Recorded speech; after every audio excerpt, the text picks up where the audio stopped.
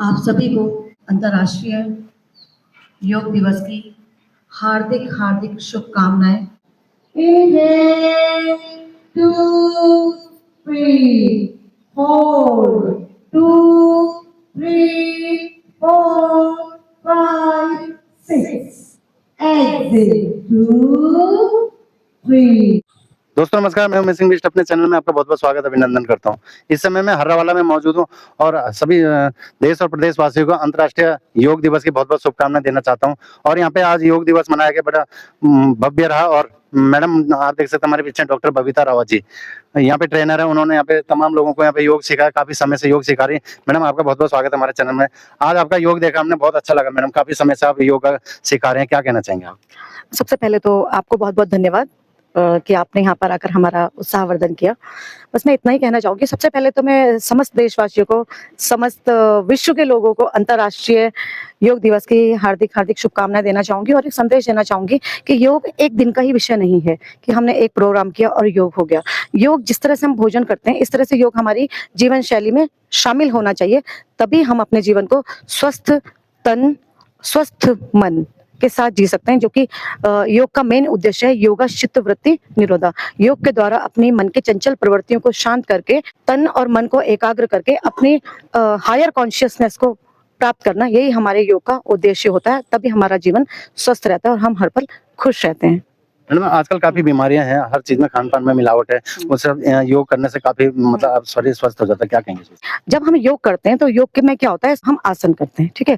तो आसन जब हम करते हैं तो आसन करने से हमारा मांसपेशियां मजबूत होती हैं, हमारा ब्लड सर्कुलेशन तेज होता है। और आसन, क्योंकि प्रत्येक आसन को जब भी लगाते हैं तो उसमें सांसों का विशेष ध्यान रखा जाता है। तो जब हम सांसों का विशेष ध्यान रखते हैं तो ऑक्सीजन की पूर्ति हमारे शरीर में होती है, क्योंकि जब भी हमारे शरीर में ऑक्सीजन की बाध्यता वो कम होगी तो जिस स्थान में शरीर में ऑक्सीजन नहीं पहुंच पाएगी वहीं बीमारियां पैदा होने लग जाती हैं। हमारा ये शरीर एक बस की तरह है, हमारा ये प्राण एक ड्राइवर की तरह है और ये ऑक्सीजन उसका फ्यूल है। तो हमारा ये प्राण तभी ठीक से काम कर पाता है जब हम इसको प्रॉपर फ्यूल देते हैं। तो इस प्राण का भी एक भोजन है। अब एक भोजन तो होता है हमारा स्थूल शरीर के लिए, जैसे हम कहते हैं फाइबर, प्रोटीन युक्त अच्छा भोजन लो, केमिकल से मुक्त भोजन लो, तो ये तो हमारा स्थूल शरीर का। लेकिन हमारे प्राण का भी भोजन होता है। हमारे प्राण का भोजन होता है प्रकृति के निकट रहना। हम पेड़ों को स्पर्श करें, पेड़ों के पास बैठे, नंगे पैर चलें, धूप में बैठें, खुली हवा में बैठें, कभी नदियों के पास जाएं, नदियों के जल में खेलें, तो ये हमारे प्राण को फीड करता है। तो इससे हमारा तन और मन दोनों स्वस्थ होते हैं। सर आप डेंगू के लिए कह रहे थे, क्या कहेंगे इस विषय? डेंगू अगर हफ्ते में प्रत्येक व्यक्ति रविवार को, एक स्लोगन हमने रखा है, हर रविवार डेंगू पर वार। अगर प्रत्येक रविवार को व्यक्ति अपने घर के परिसर को देख ले तो उसको मतलब डेंगू से बचा जा सकता है।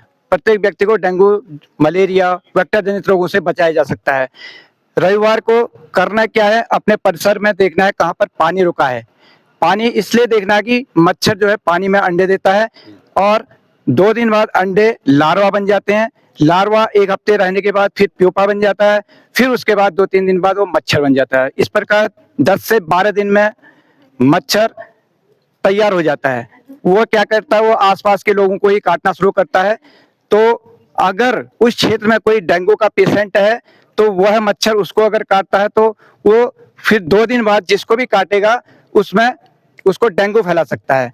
तो अगर इस प्रकार से अगर किसी को इस समय, वर्तमान समय में जुलाई से लेकर अक्टूबर तक कोई बुखार आए तो वह नजदीक के स्वास्थ्य केंद्र में जाकर के, सरकारी हॉस्पिटल में जाकर के अपना ब्लड की जांच करवाए और डॉक्टर के निर्देशानुसार ही दवा ले। धन्यवाद सर, आपने डेंगू के लिए बोला और सबको संदेश दिया। और इसी क्रम में हमारे साथ सौरभ नौटियाल जी है, बालावाला मंडल के। आज आप भी पहुंचे डॉक्टर बबीता रावत जी के योग में, क्या कहेंगे सर?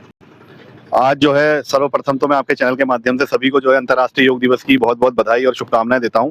आज हम जो है अपना 12वां अंतर्राष्ट्रीय योग दिवस मना रहे हैं और अभी मैं यहाँ पर पहुंचा। हालांकि मुझे थोड़ा विलंब यहाँ पर हुआ क्योंकि हमारा 4 बजे से लेकर और लगभग अभी 7 बजे में यहाँ नथुआवाला में हमारा एक योग शिविर था। लगभग वहाँ पर 250 लोगों ने प्रतिभाग किया। तो हमारे डोईवाला के विधायक बृजभूषण जी, हमारे मेयर सौरभ थपलियाल जी और हमारे जिले के प्रभारी दान सिंह रावत जी, वहाँ 2-3 पार्षद भी वहाँ पर उसके थे। तो बबीता जी का भी कार्यक्रम ये पहले से ही जो है तय था, तो इसीलिए जो है मैंने सोचा कि चलो सबसे यहाँ पर मिलके जो है थोड़ा नमस्ते वगैरह मेरी हो जाए, तो इसीलिए मैं यहाँ पर आ गया और बहुत अच्छा लगा। ये पहले से ही मतलब अल्प आयु से ही जो है लगभग 16 साल की आयु से ही ये योगा सिखा रही हैं, कर रही हैं।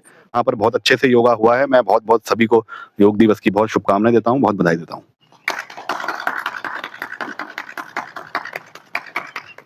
आपकी यहाँ उपस्थिति दर्शाती है कि आप सभी स्वास्थ्य के प्रति बहुत ही जागरूक नागरिक हैं।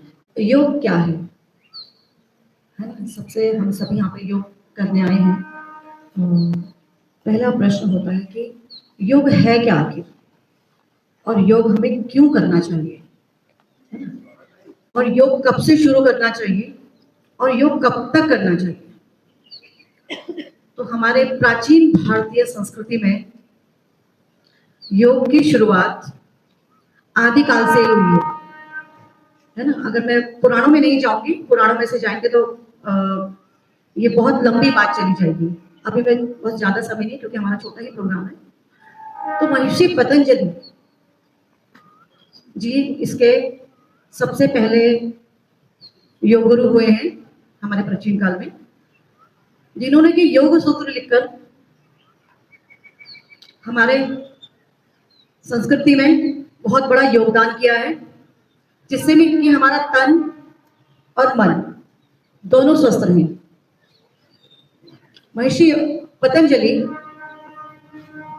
योग सूत्र में बताते हैं, एक छोटे से श्लोक में उन्होंने पूरे योग सूत्र को रखा है कि योगाश्चित्त वृत्ति निरोधः, योगाश्चित्त वृत्ति निरोधः, कि योग के द्वारा चित्त मतलब मन की सभी वृत्तियां मतलब चंचलताएं को, सभी चंचलताओं को समाप्त करके एकदम शांत जीवन जीना और शांत बैलेंस लाइफ जीना, यही योग के बारे में महर्षि पतंजलि ने बोला है, योगाश्चित्त वृत्ति निरोधा। और 195 सूत्र है महर्षि पतंजलि जी ने जो योग सूत्र लिखा है उसमें, लेकिन उसमें से सिर्फ 3 सूत्र ही आसन की बात कहते हैं। ध्यान दीजिएगा कि 195 सूत्रों में से सिर्फ 3 सूत्र ही आसन की बात कहते हैं, बाकी सारे सूत्र मन की बात कहते हैं कि कैसे मन की चंचलता को दूर करके इस मन को शांत किया जाए। योगेश्वर भगवान श्री कृष्ण ने गीता में कहा है, योगः कर्मसु कौशलम, कि योग के द्वारा प्रत्येक कार्य में कुशलता दिखाना, प्रत्येक कार्य को तन और मन से करना ही योग है। फिर आगे योगेश्वर भगवान श्री कृष्ण ने फिर से गीता में बोला है कि समत्वम योग उच्यते, समत्वम योग उच्यते, कि तन और मन की स्थिरता और बैलेंस स्टेट ऑफ लाइफ ही योग है।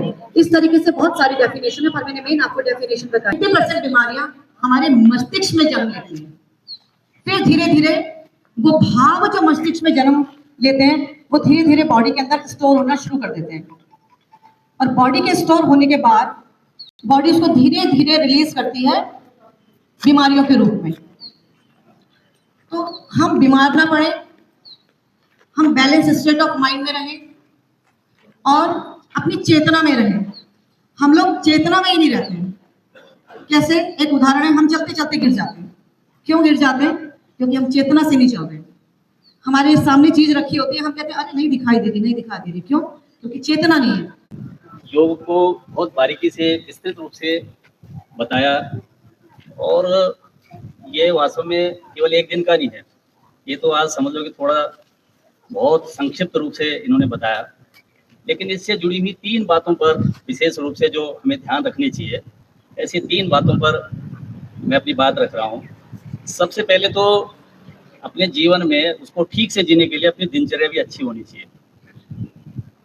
जो हमारे अभी क्या है कि एवरेज आयु बहुत जो एज है वो घट गई। कई बार हम किसी की मृत्यु की सूचना सुनते हैं तो कई बार हम पूछते हैं भाई क्या उम्र थी, तो लोग कहते काफ़ी थी। तो जब पता चलता है कि भाई 55 थी, 50 थी, 60 थी, तो इसको लोग बहुत मानने लगे। और हमारे सामने आज भी बहुत सारे पुराने लोग हैं। अभी इसी क्षेत्र में एक प्रतिष्ठित तो संघ के बहुत वरिष्ठ कार्यकर्ता श्रीमान शंभू प्रसाद भट्ट जी थे। पिछले साल 100 साल में उनकी डेथ हुई और स्वस्थ थे वो। बस अंत में थोड़ा सा वो एक दिन बाथरूम में फिसल गए, वहाँ से सारी समस्या शुरू हुई। आज भी बहुत जो बड़ी आयु के लोग हैं तो वो क्यों इतनी अधिक आयु तक जिए। और आज अच्छे अच्छे खिलाड़ी अभी हमारे सामने ही, हमारे क्षेत्र का, हमारे इस प्रदेश का नाम जिसने दुनिया में रखा है, ऐसे जसपाल राणा बहुत कम उम्र में चले गए।